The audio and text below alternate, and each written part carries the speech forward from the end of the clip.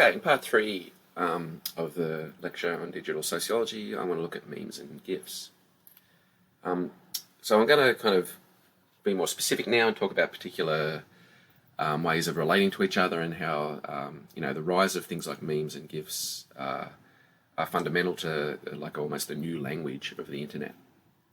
Dana Boyd's work has been particularly influential on thinking about our relations to each other and the way that the digital realm and information and the way that information works online has changed because of the affordances of the internet.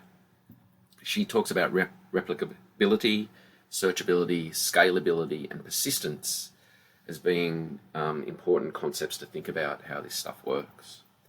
So we live in what she calls this network public, highly conducive to the making and spreading of information and memes, because firstly they can be like constantly repeated. Digital objects are infinitely reproducible and exploitable across different platforms. So something that starts on Twitter can move over to Instagram or whatever. They're searchable, so finished versions as well as the kind of raw materials and templates are easily found, so they're kind of quite available and usable. They're scalable. Digital objects are created for particular audiences, but with the knowledge that they can spread to an unknowably large audience whenever the internet is available. So scalability here, things go viral. Things that can happen in kind of a niche corner of the internet can all of a sudden be kind of viewed by millions of people. Whether those millions of people understand what's going on is a different kettle of fish. And they're persistent. Once something's on the internet, even if it's deleted, tends to be there forever. It's infinitely transferable and storable in many locations. So in terms of communication, these are kind of relatively new and hugely important changes. None of this stuff can really happen if we're just talking face to face, or even writing with a pen on a paper. The technology change here fundamentally changes how communication works. And memes are, I suppose, in many sense, a kind of new language, the language of the internet.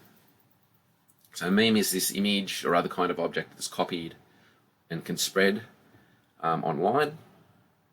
And there's some really interesting sociological analyses of the way that memes work. Limor Schiffman is one person that's very prominent in this field. She talks about how memes are digital content units with common characteristics, created with awareness of each other, then circulated, imitated, and transformed through online networks. So these are virally transmitted cultural symbols of a social idea. So I think most of them are familiar with like what a meme is, and they have a kind of whole array of different forms and content. But to be able to kind of decipher and understand, in inverted commas, a meme is the need for what's called intertextuality in sociology and cultural studies. Much of what happens in the production and dissemination and interpretation of memes kind of relies on, putting different things together. A line from one popular pop culture TV show, reused or changed to kind of have some different social meaning. If you're not aware of the original meaning, it's difficult for you to get in on the joke or in on the meaning. So, again, something like a meme is interpreted differently by different people, and we can refer back to Bourdieu here. Taste classifies, and it classifies the classifier. One person's really funny meme will be, totally inscrutable for someone else. They won't get it. So memes are both these things can spread around and kind of create all kinds of meanings and communications and stuff like that. But they also, have ways of being included and excluded from different social groups and things like that. So they're sociological noteworthy because of those reasons. They're a kind of worldwide social phenomenon that seem to kind of be used across different cultures and countries and things like that. And they kind of behave like a virus in a kind of metaphorical sense. They quickly travel around, they spread, and they often die out and you never see them again. Importantly, though, in that sense, some memes seem to have a kind of very long half-life. and are around forever and constantly seem to get reinvented and used in different ways. So they're a digital currency that's both inclusive and exclusive. And as Milner has argued, they're kind of the lingua franca of the online world. They're collectively created, circulated, and transformed across the globe. It seems like any kind of event, whether it's like, a scene in the latest, Netflix trendy show, or a worldwide event like a war, seems to generate memes. They're even kind of used in, everyday social situations, like, different sporting teams, for instance, might have something happen and they'll pass around a meme, in their own group chats and stuff like that, made about, the fact that someone on the weekend did something really stupid or whatever. So they become this kind of thing that is at multiple levels. They're passed around the world, they're part of niche groups and subcultures, and they're also part of more everyday social groups as well. So the analysis of them is also interesting in terms of globalization, in terms of the kind of cultural hybridities we were looking at in previous weeks, and the way that these kind of bring things together, but also are exclusionary as well. New commentary is crafted by the mediated circulation and transformation of old ideas. Through mimetic media, small strands weave together big conversations. A key technological development that has kind of, been part of the rise of the meme is the invention of the GIF. And it's pronounced GIF, it's not GIF. People pronounce it with GIF all the time. It's a kind of discussion that happens around the analysis of these things all the time. I've put a bottle of GIF there. GIF is something that you clean the bath with. A GIF is what we're talking about in this. So a GIF is an image with a file extension. It's a moving image in that sense. It kind of is not just a photo.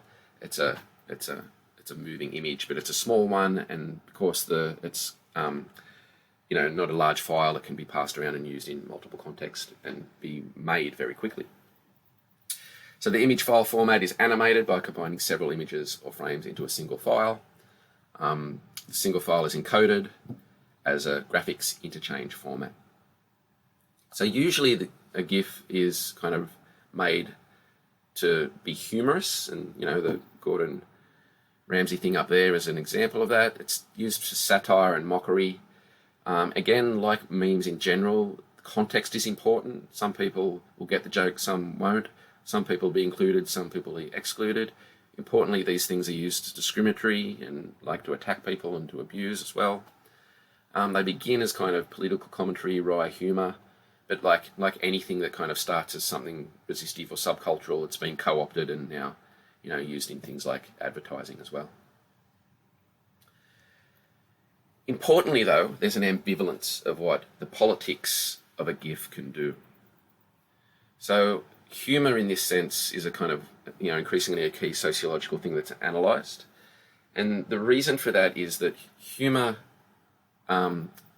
while someone, even if produced for innocent purposes, can sometimes, in this sense, remove what the original intent of an artistic, text is meant to stand for. So GIFs are used symbolically to make the normal look strange in many ways, to reveal hidden messages, but they can also decontextualize what's going on. They can remove the complex political intent of an art form and just turn something into a form of entertainment. The example I've got on the screen there at the moment is from Childish Gambino's incredible This Is America film clip that, makes some, damning, specific, artistic, critical interventions in terms of violence in America. But when you're turning it into a GIF, it just becomes this kind of funny dancing black man out of context, right? So it takes away the kind of very important political intent and just turns it into this kind of funny image that people no doubt will circulate in kind of what can be very racist ways sometimes. So if you're interested in looking at that example more, there's a couple of links there to a written piece and also a YouTube analysis of what's going on in that film clip, if you're interested in that topic.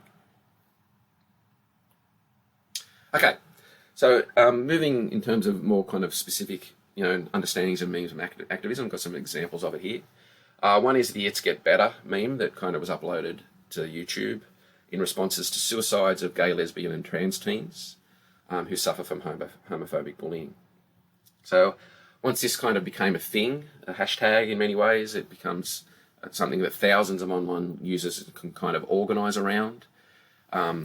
Young people consolidated around this in terms of collective identity, and it's a way for people to kind of react against this kind of homophobic bullying. The videos are a really good example, I think, of an online meme in a way, since they spread, they mutate, and the original components are kind of imitated or altered. And people can kind of then gather around politically around this kind of forms of discrimination. Again, we can hark back here to what I was talking about a few weeks ago with Foucault's notion of whether there's power, there's resistance. And there's a link there to have a look at that as well. In Australia, there's in a similar realm, there's been the Scrolling Beyond Binaries project. So if you're interested in looking at some really good Australian research done by some colleagues in Melbourne, click on that link and check that out.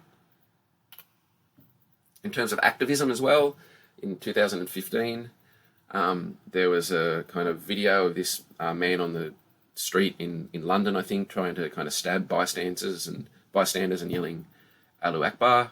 As the man was detained by police, a Muslim bystander yelled, "You ain't no Muslim, bruv." And again, this became a hashtag that spread around the world really quickly, and it became a kind of rallying cry for moderate Islam and against kind of Islamophobia and the kind of constant connection and stereotypes of Islam and connections to terrorism. Spreads around the world, 120,000 times all these numbers. It becomes a trending topic on Facebook, and again moves beyond Britain and beyond English-speaking countries and becomes a thing to around the world that people gather around. So again, if you're interested in that story, there's something there to have a look at that.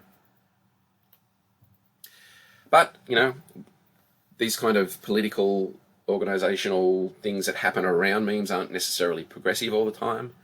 Around the Cambridge Analytica stuff, the rise of the alt-right, the use of the image of such as Pepe the Frog to promote right-wing reactionary and fascist kind of politics, the manipulation of data and stuff like this. There's been a real question in terms of sociological analysis of how data information is used politically, and again, particularly by companies and their responsibilities to, providing their platforms as, whether they're public spaces or the private sphere or whatever. So again, if you're interested in looking at that stuff in more detail, there's some links to some stories there to think about how some social media platforms seem almost primed to spread hate. Okay, I'll leave this section here and then I'll come back in a second and talk about thinking about platform capitalism.